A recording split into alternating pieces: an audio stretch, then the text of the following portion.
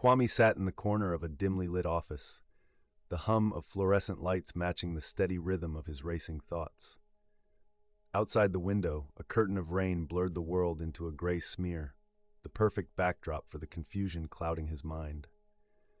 At his desk, a stack of folders slumped tiredly, each one a catalog of fumbled truths and whispered secrets passed around the office like contraband.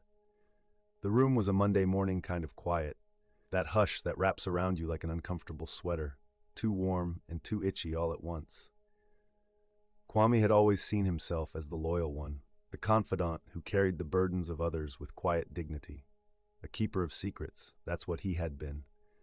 Reliable, trustworthy, an island of confidentiality in a sea of gossip and intrigue.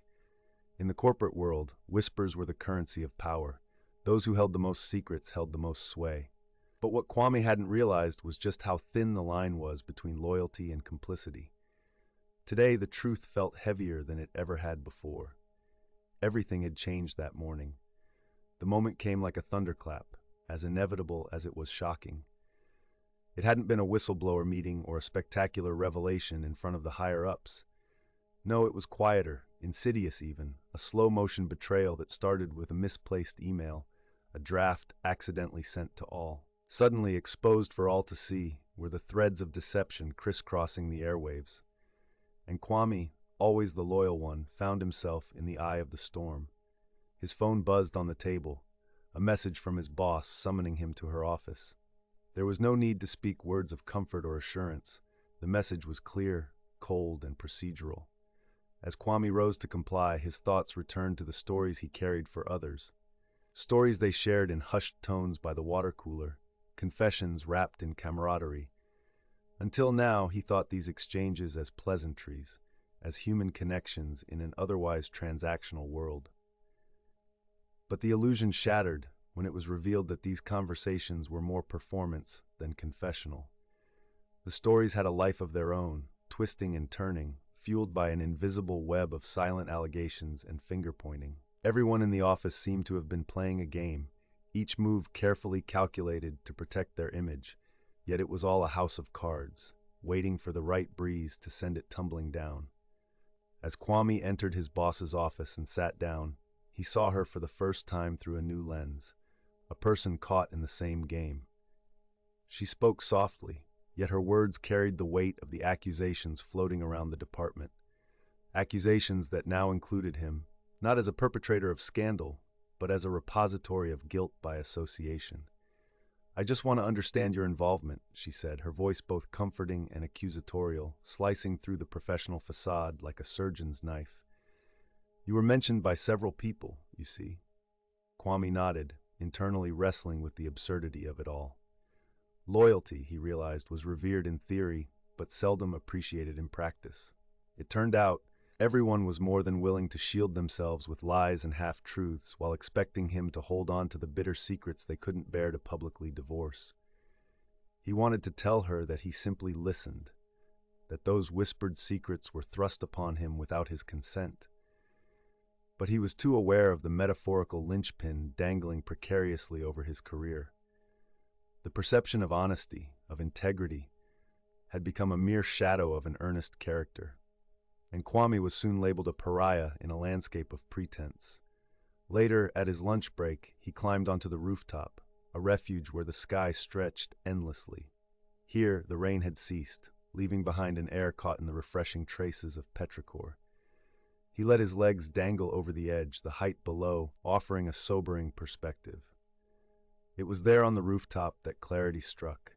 To be truly loyal, you had to be honest, not just with others, but with yourself. He realized that carrying the weight of others' secrets had never been a true act of loyalty. True loyalty was about the courage to face the truth, even when it compelled you to confront the uncomfortable vulnerabilities of your own heart. Suddenly, the dilemma that had enveloped Kwame like a thick fog lifted slightly. Enough to see the path forward wasn't about choosing sides or pointing fingers. It was about integrity, about taking responsibility for his own actions, and above all, not becoming ensnared in anyone's twisted narrative.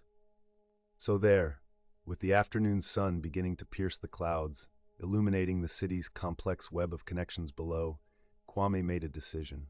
He wouldn't be the keeper of secrets anymore. He resolved to release the stories he had acquired, to free himself from the lopsided sense of duty that had chained him so thoroughly.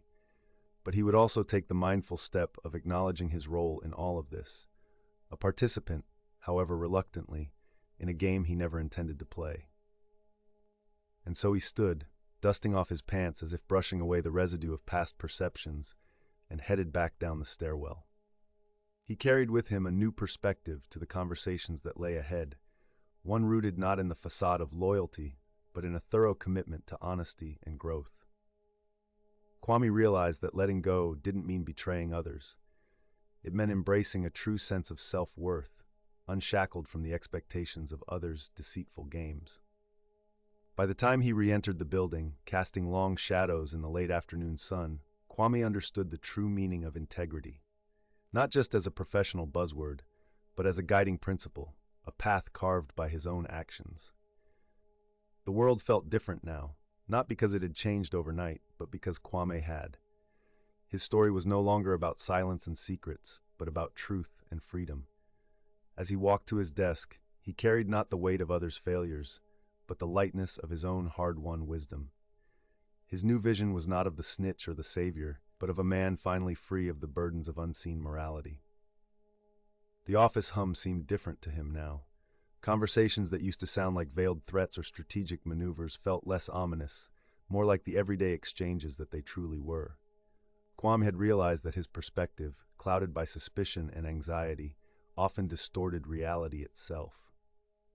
The harsh fluorescence above flickered like a dying star, but instead of being an annoyance, it reminded him that nothing stays too brilliant for long without its flaws. Colleagues glanced up as he walked by, unaware of the silent storm of understanding that had reshaped him. The air was clear, the pathways through it unencumbered by doubt or dread. He returned their smiles, a genuine warmth glowing from each nod and greeting. Even Mark, who was notorious for petty office politics, seemed almost amiable in this new light. Sitting at his workstation, he pondered the next step forward. Innovation was no longer just about groundbreaking ideas, it was about creating a future steeped in honesty.